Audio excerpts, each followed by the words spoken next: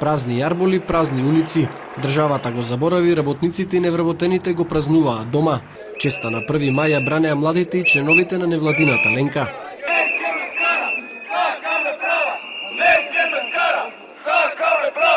Не се политичките партии само клонови. Клоновите се во фабриките. Ова сила со Ленка ќе биде следната година многу голема и они со анархија стигнаа до богатство, а со анархија ќе им го земеме. Според официјалните податоци, над 800.000 луѓе во земјава живеат со мали или со никакви приходи. Во Европа поголема невработеност има само во Косово. Сепак тоа не беше доволно денеска граѓаните да излезат и да продефилираат барем символично по улиците. Стечајците и отпуштените биле изморени од голготата во транзицијата, веќе немале ништо да и порачаат на власта. Мојата парола е празна, бидејќи на стечајците на технолошкиот вишок што се луѓето на улица им е празна душата. Фабриките што беа изградени со нивни труд и со нивна мака, ги ограбија, ги распродадоа и останавме на улица.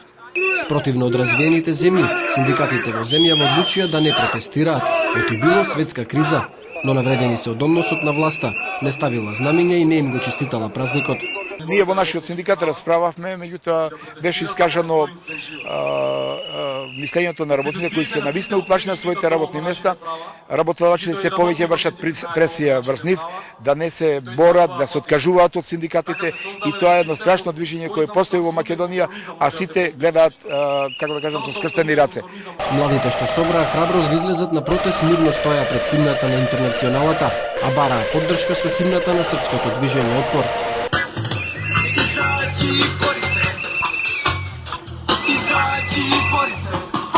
Наместо да се занимава со некои символички проекти, ако сакаат да владеат толку долго колку што мислат дека сакаат да владеат, да ги решат правата и проблемите на овие луѓе тука и на работниците, заради тоа што тие се најголемото гласачко тело во Македонија.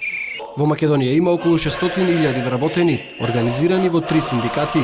Нивниот глас сепак никаде го нема.